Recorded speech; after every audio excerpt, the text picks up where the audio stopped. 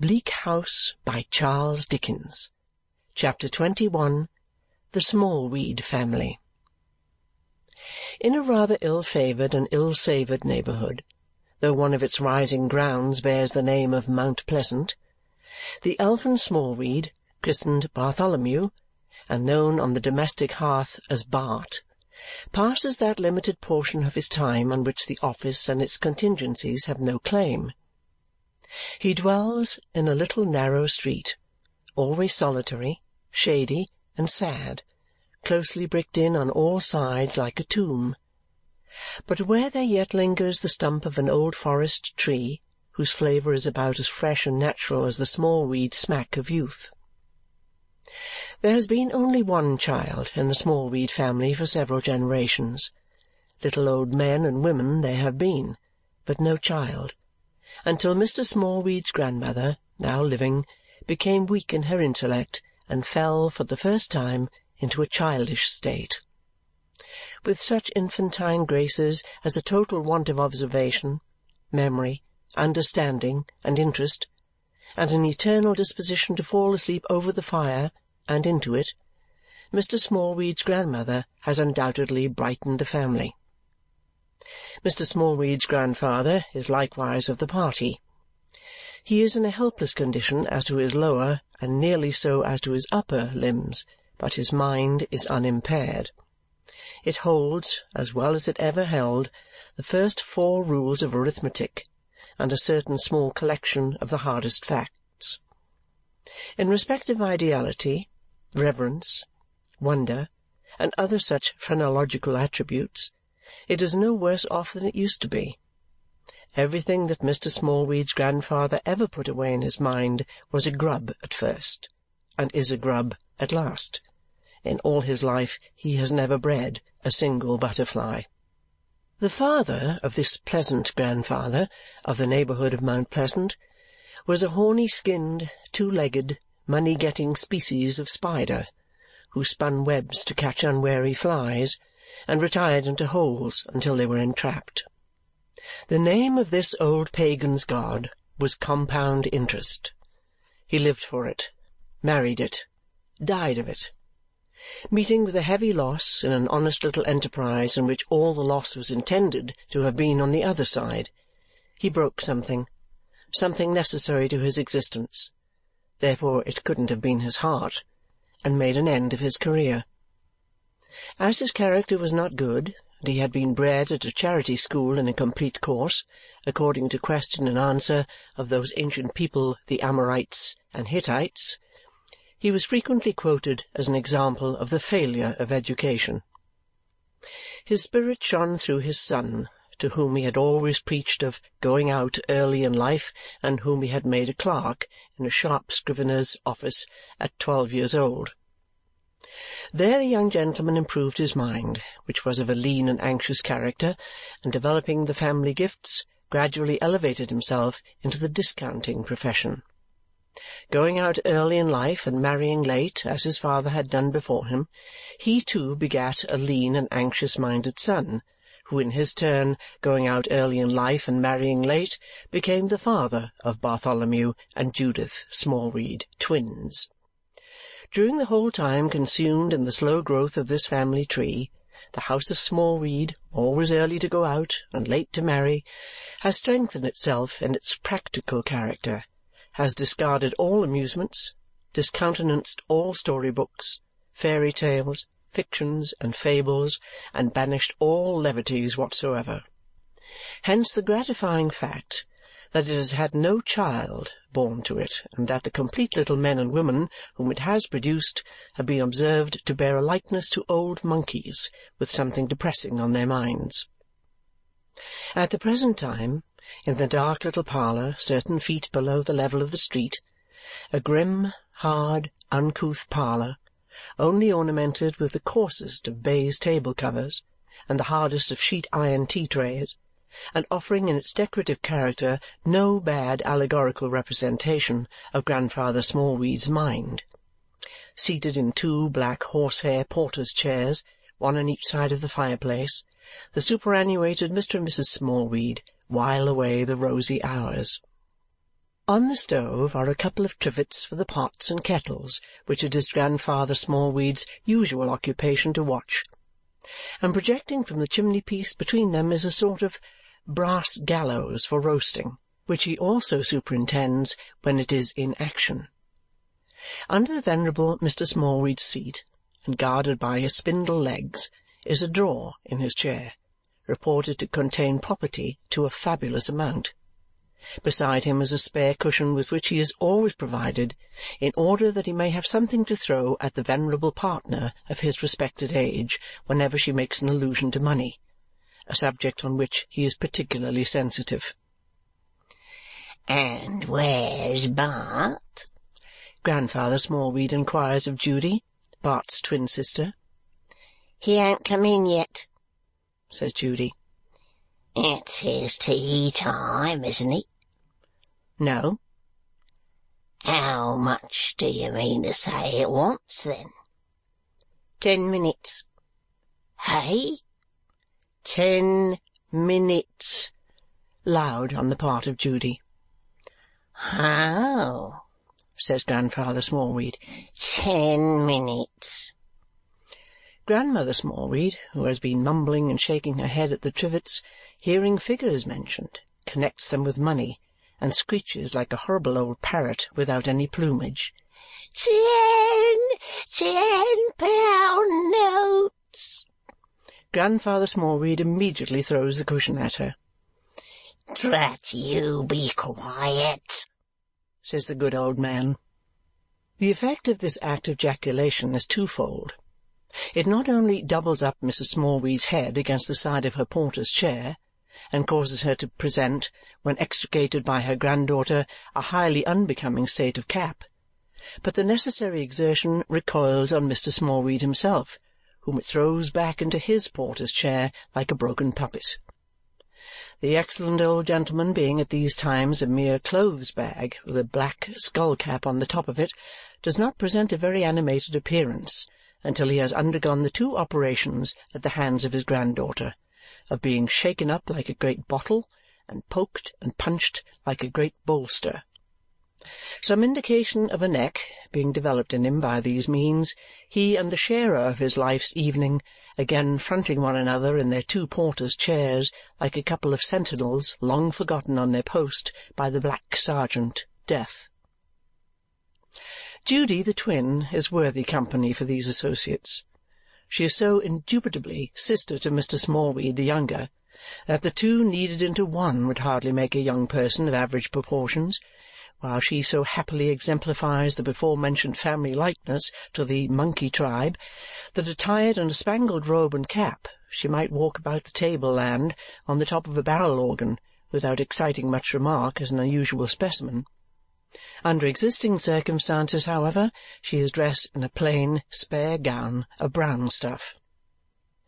Judy never owned a doll, never heard of Cinderella, never played at any game. She once or twice fell into children's company when she was about 10 years old, but the children couldn't get on with Judy, and Judy couldn't get on with them. She seemed like an animal of another species, and there was instinctive repugnance on both sides. It is very doubtful whether Judy knows how to laugh. She has so rarely seen the thing done that the probabilities are strong the other way. Of anything like a youthful laugh she certainly can have no conception. If she were to try one, she would find her teeth in her way, modelling that action of her face, as she has unconsciously modelled all its other expressions, on her pattern of sordid age. Such is Judy. And her twin brother couldn't wind up a top for his life. He knows no more of Jack the Giant Killer or of Sinbad the Sailor than he knows the people in the stars. He could as soon play at leap-frog or at cricket as change into a cricket or a frog himself. But he is so much the better off than his sister that on his narrow world of fact an opening has dawned into such broader regions as lie within the ken of Mr. Guppy. Hence his admiration and his emulation of that shining enchanter. Judy, with a gong-like clash and clatter, sets up one of the sheet-iron tea-trays on the table and arranges cups and saucers. The bread she puts on in an iron basket, and the butter, and not much of it, in a small pewter plate. Grandfather Smallweed looks hard after the tea as it is served out and asks Judy where the girl is. "Charley, do you mean?" says Judy. "Hey?" from Grandfather Smallweed. "Charley, do you mean?" This touches a spring in Grandmother Smallweed, who, chuckling as usual at the trivets, cries, "Over the water, Charley, over the water, Charley, over the water to Charley, Charley, over the water to Charley," and becomes quite energetic about it. Grandfather looks at the cushion, but has not sufficiently recovered his late exertion. "Huh?" he says when there is silence.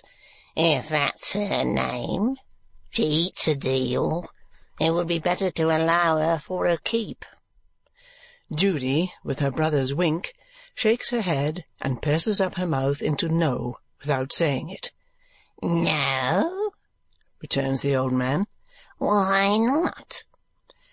"She'd want 6pence a day, and we can do it for less," says Judy. "Sure?"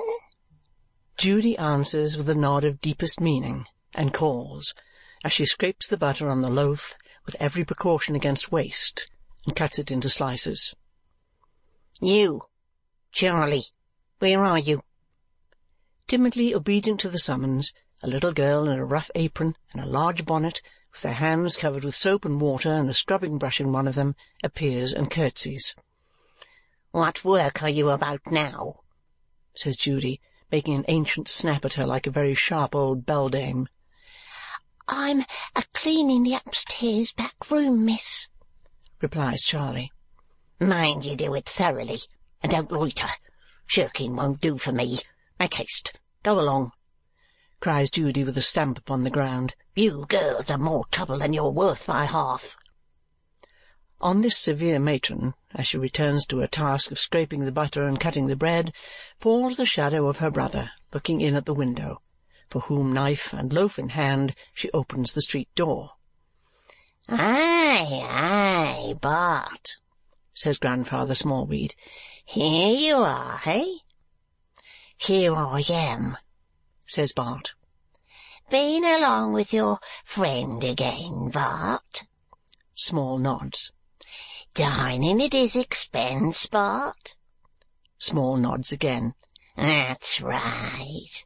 Live at his expense as much as you can, and take warning by his foolish example. That's the use of such a friend. The only use you can put him to," says the venerable sage. His grandson, without receiving this good counsel as dutifully as he might, honours it with all such acceptance as may lie in a slight wink and a nod, and takes a chair at the tea-table. The 4 old faces then hover over teacups like a company of ghastly cherubim, Mrs. Smallweed perpetually twitching her head and chattering at the trivets, and Mr. Smallweed requiring to be repeatedly shaken up like a large black draught. "Yes, yes," says the good old gentleman, reverting to his lesson of wisdom. "That's such advice as your father would have given you, Bart. You never saw your father. More's the pity. He was my true son." Whether it is intended to be conveyed that he was particularly pleasant to look at on that account does not appear. "He was my true son," repeats the old gentleman, folding his bread and butter on his knee. "A good accountant, and died 15 years ago."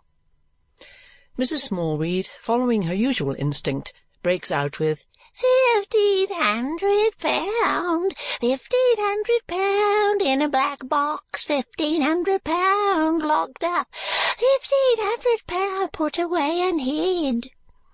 Her worthy husband, setting aside his bread and butter, immediately discharges the cushion at her, crushes her against the side of her chair, and falls back in his own, overpowered.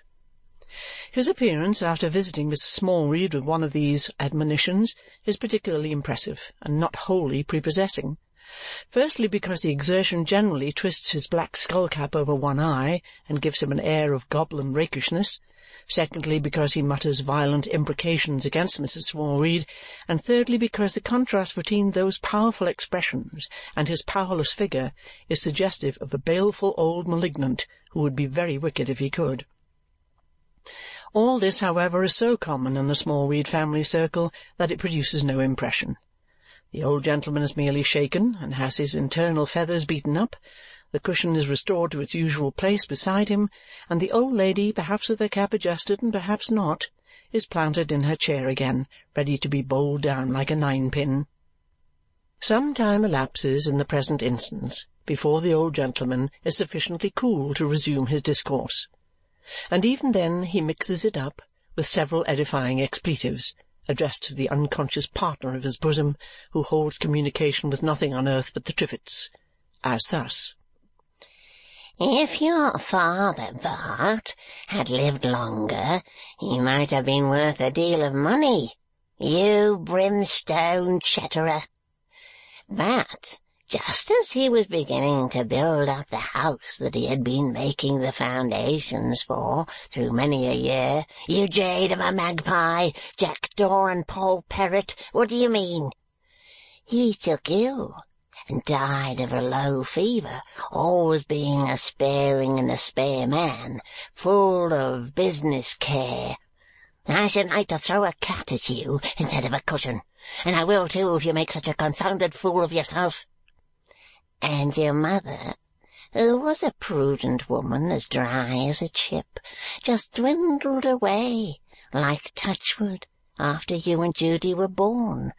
You are an old pig. You are a brimstone pig. You are a head of swine. Judy, not interested in what she has so often heard, begins to collect in a basin various tributary streams of tea from the bottoms of cups and saucers, and from the bottom of the teapot for the little charwoman's evening meal. In like manner she gets together in the iron bread-basket as many outside fragments and worn-down heels of loaves as the rigid economy of the house has left in existence. But your father and me were partners, Bart, says the old gentleman. And when I'm gone, you and Judy will have all there is. It's rare for you both that you went out early in life. Judy to the flower business and you to the law. You don't want to spend it. You'll get your living without it, and put more to it. When I'm gone, Judy will go back to the flower business, and you'll still stick to the law.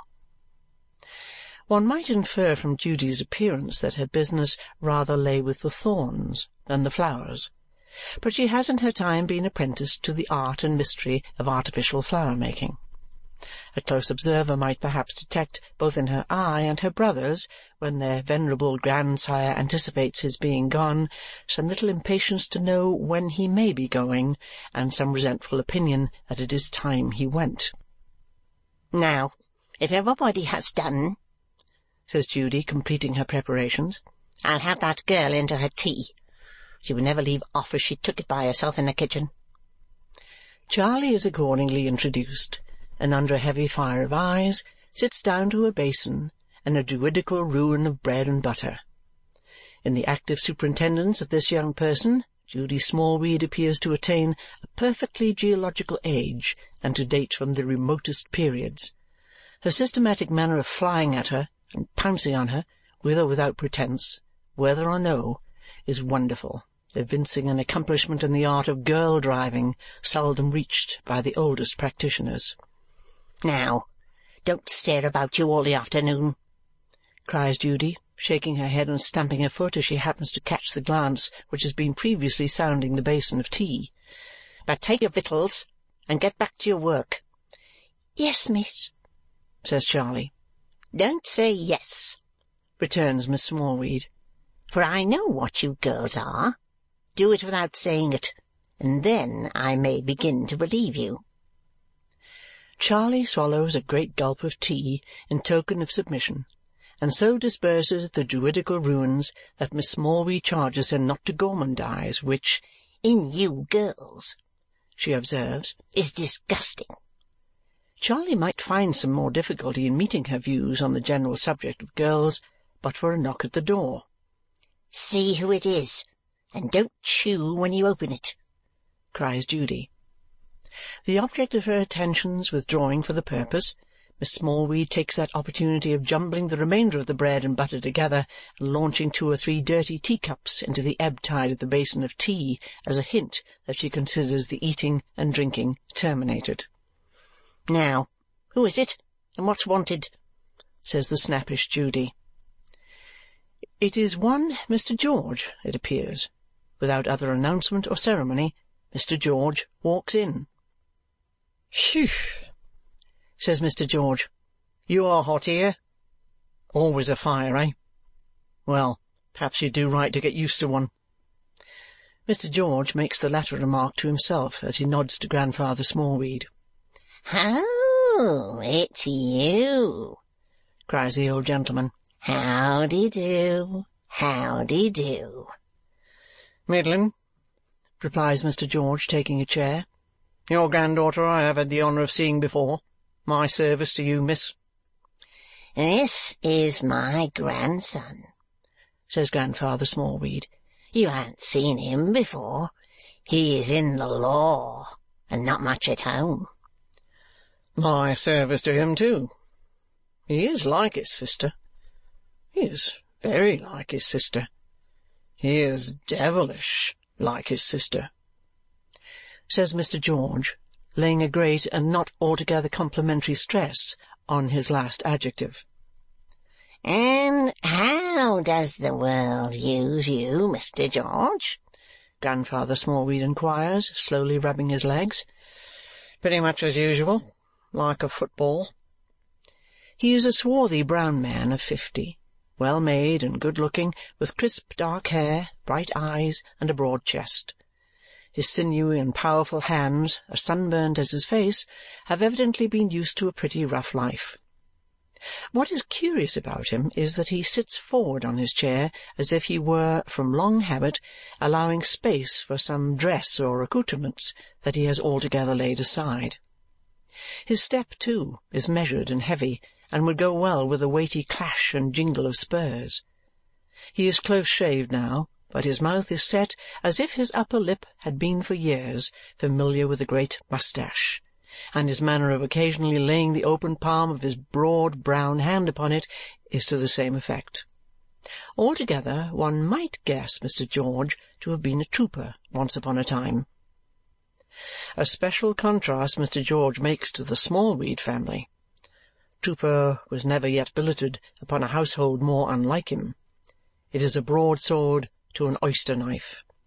His developed figure and their stunted forms, his large manner filling any amount of room, and their little, narrow, pinched ways, his sounding voice and their sharp, spare tones, are in the strongest and the strangest opposition.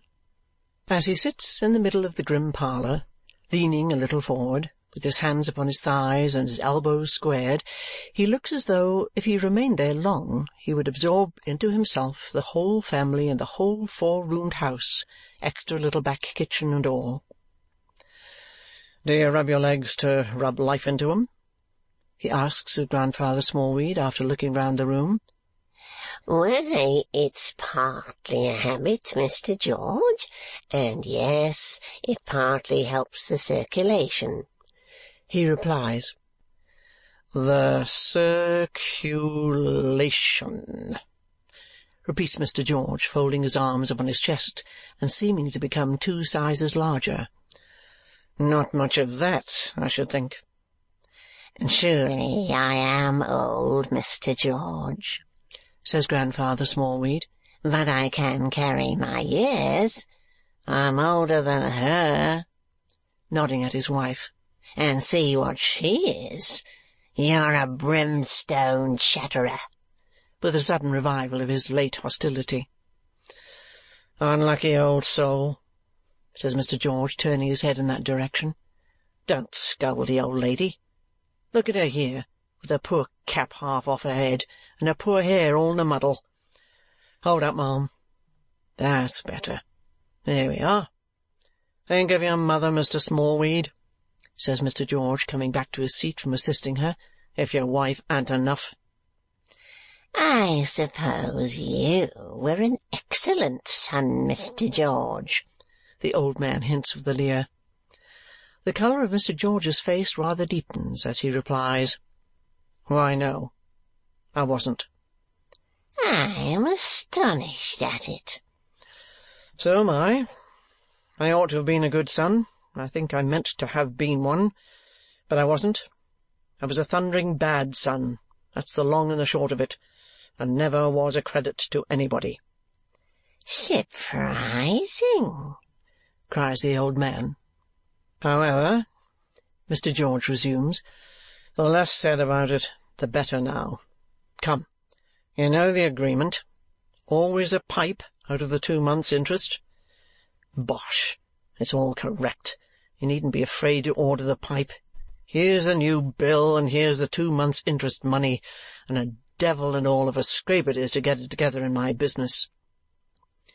Mr. George sits with his arms folded, consuming the family in the parlour, while Grandfather Smallweed is assisted by Judy to 2 black leathern cases out of a locked bureau, in one of which he secures the document he has just received, and from the other takes another similar document, which he hands to Mr. George, who twists it up for a pipe-light.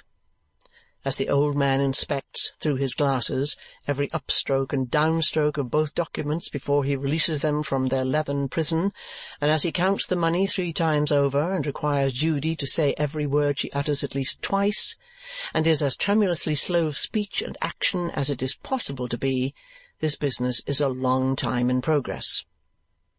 When it is quite concluded, and not before, he disengages his ravenous eyes and fingers from it and answers Mr. George's last remark by saying, "Afraid to order the pipe? We are not so mercenary as that, sir. Judy, see directly to the pipe and a glass of cold brandy and water for Mr. George." The sportive twins, who have been looking straight before them all this time, except when they have been engrossed by the black leathern cases, retire together, generally disdainful of the visitor, but leaving him to the old man as 2 young cubs might leave a traveller to the parental bear. "And there you sit, I suppose, all the day long, eh?"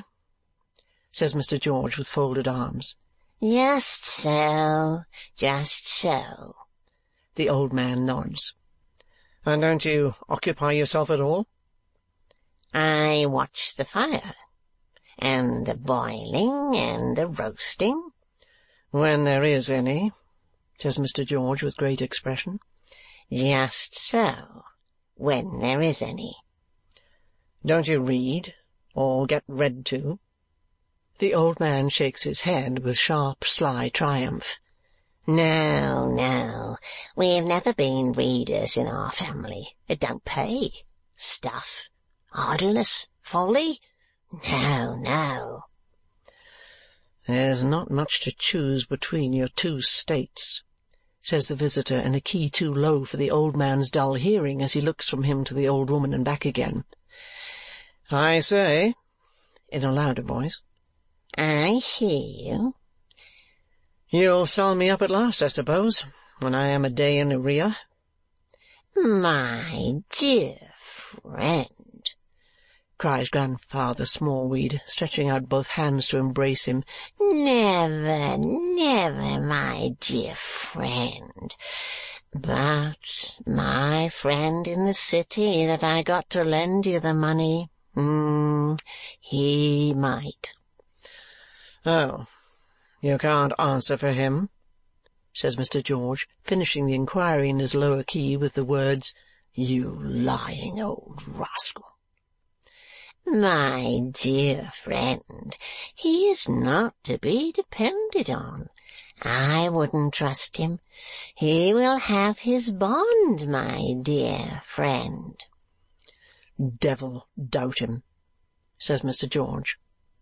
Charley appearing with the tray, on which are the pipe, a small paper of tobacco, and the brandy and water, he asks her, "How do you come here?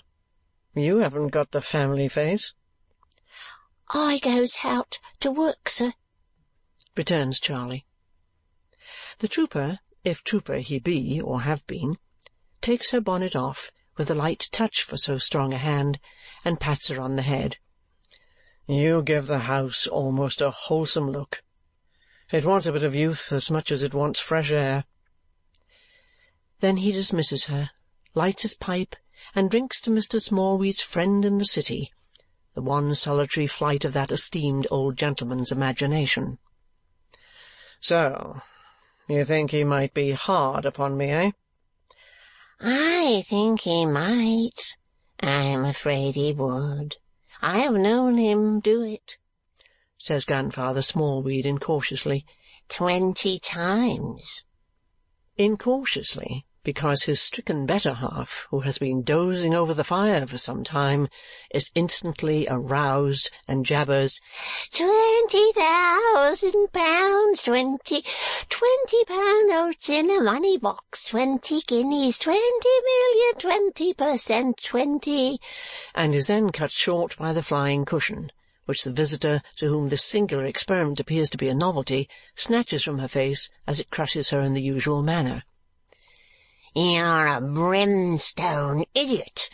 You're a scorpion, a brimstone scorpion. You're a sweltering toad.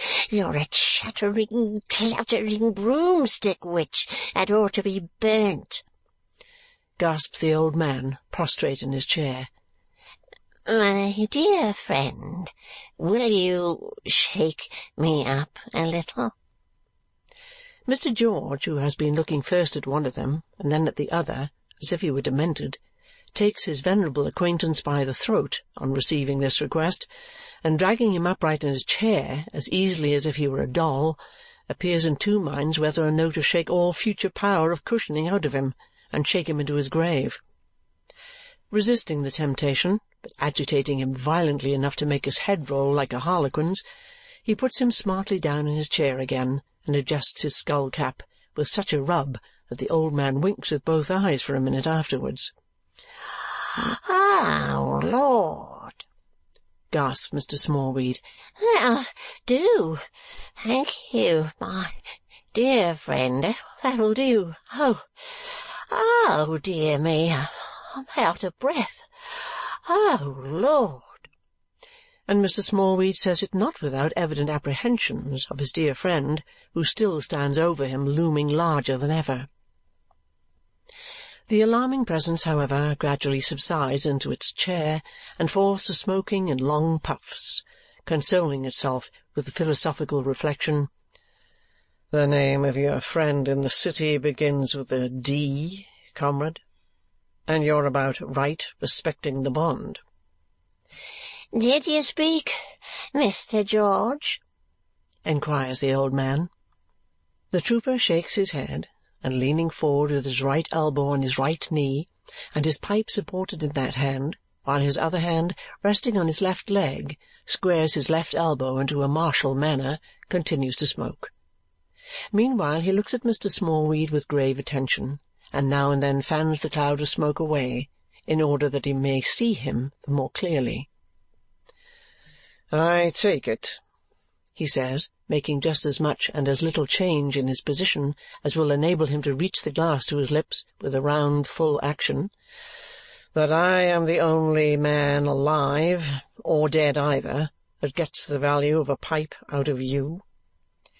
"Well," returns the old man, "it's true that I don't see company, Mr. George, and that I don't treat. I can't afford to it.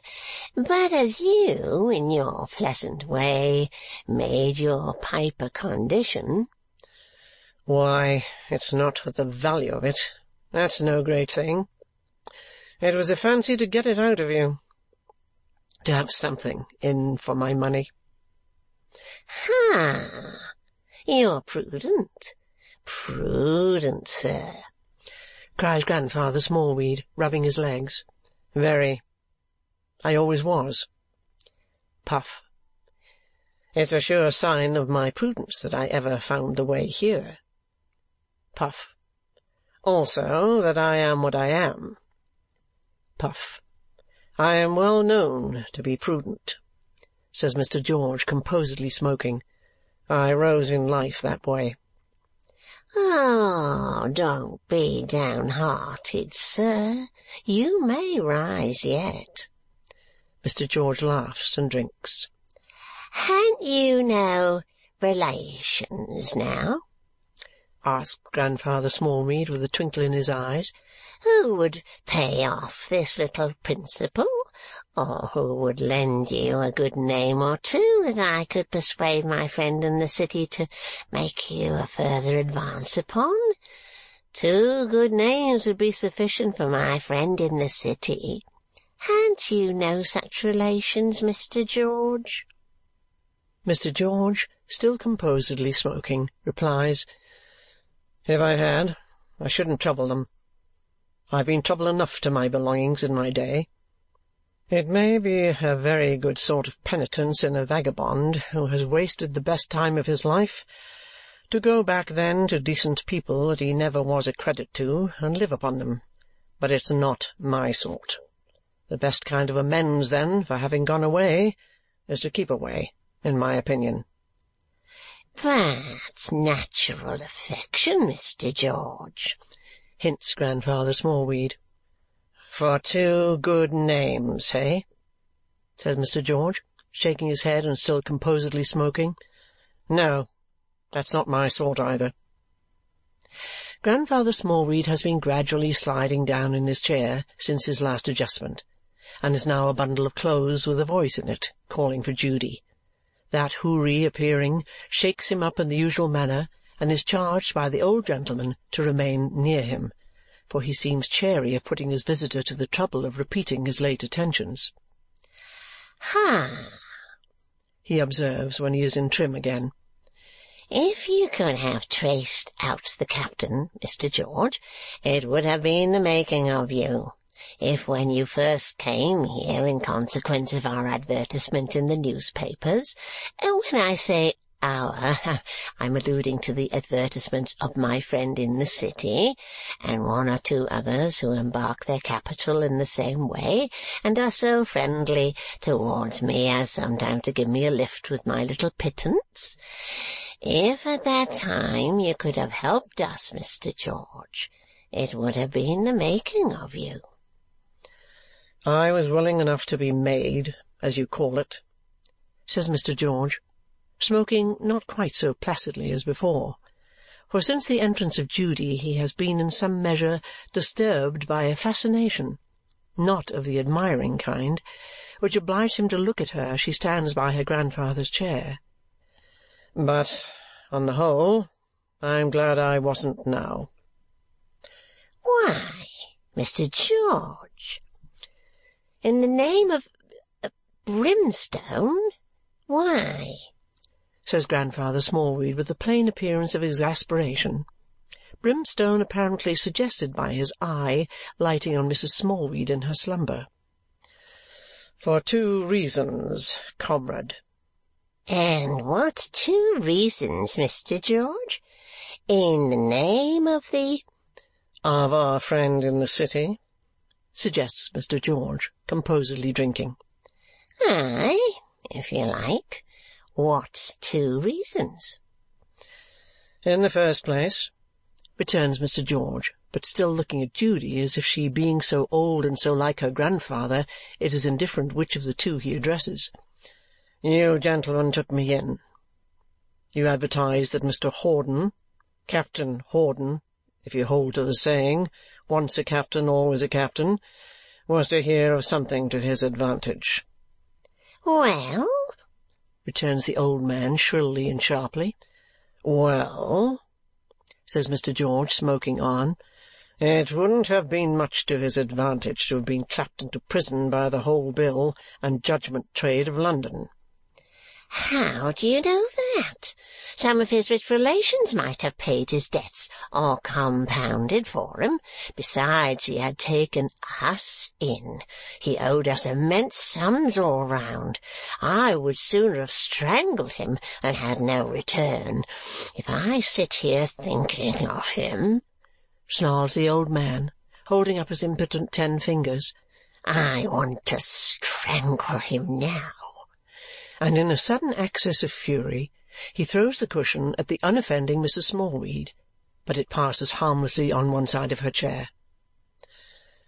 "I don't need to be told," returns the trooper, taking his pipe from his lips for a moment and carrying his eyes back from following the progress of the cushion to the pipe bowl, which is burning low, "that he carried on heavily and went to ruin. I have been at his right hand many a day when he was charging upon ruin full gallop. I was with him when he was sick and well, rich and poor.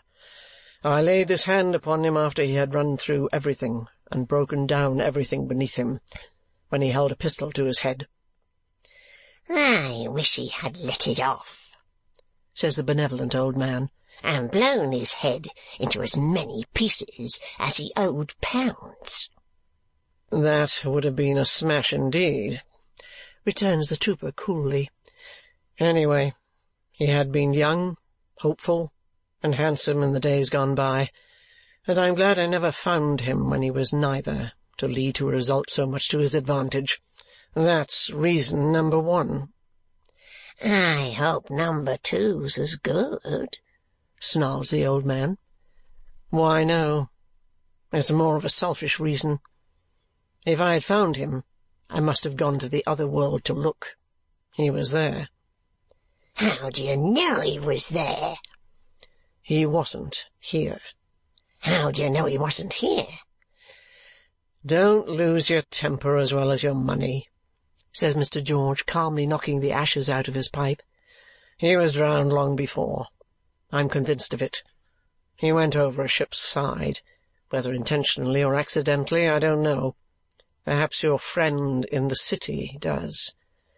Do you know what that tune is, Mr. Smallweed?" he adds, after breaking off to whistle one, accompanied on the table with the empty pipe. "Tune?" replied the old man. "No, we never have tunes here." "That's the Dead March in Saul. They bury soldiers to it, so it's the natural end of the subject. Now, if your pretty granddaughter, excuse me, miss, will condescend to take care of this pipe for 2 months, we shall save the cost of one next time. Good evening, Mr. Smallweed." "My dear friend," the old man gives him both his hands. "So you think your friend in the city will be hard upon me if I fall in a payment?" says the trooper, looking down upon him like a giant.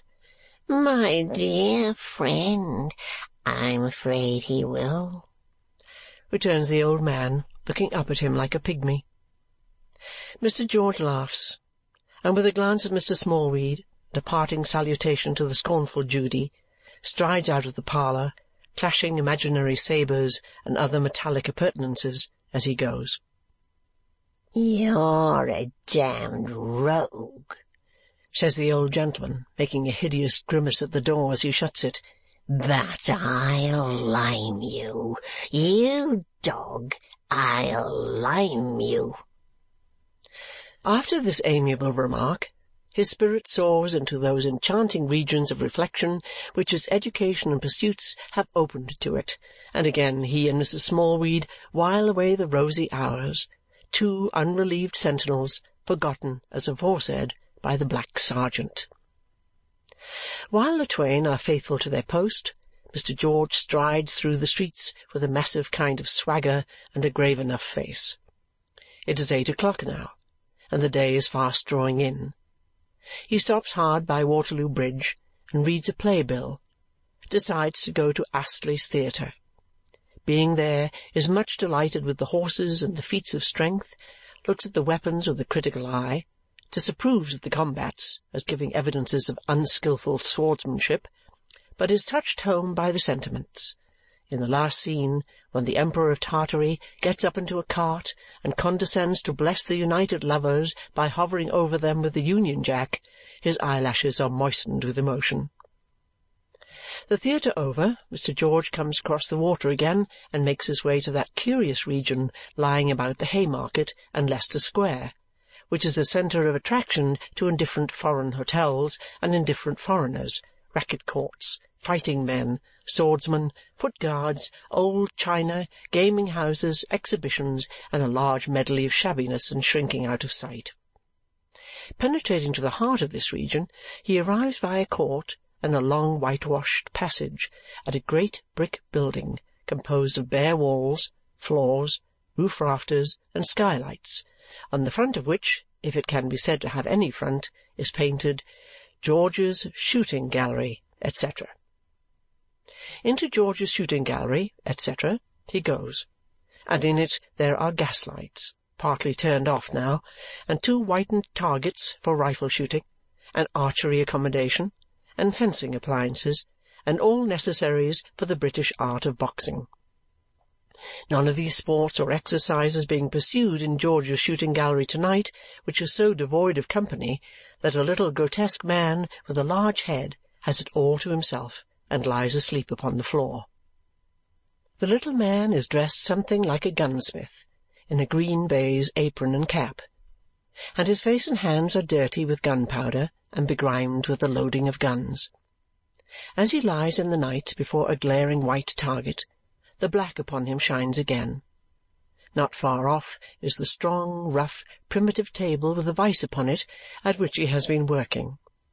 He is a little man, with a face all crushed together, who appears from a certain blue and speckled appearance that one of his cheeks presents to have been blown up, in the way of business, at some odd time or times.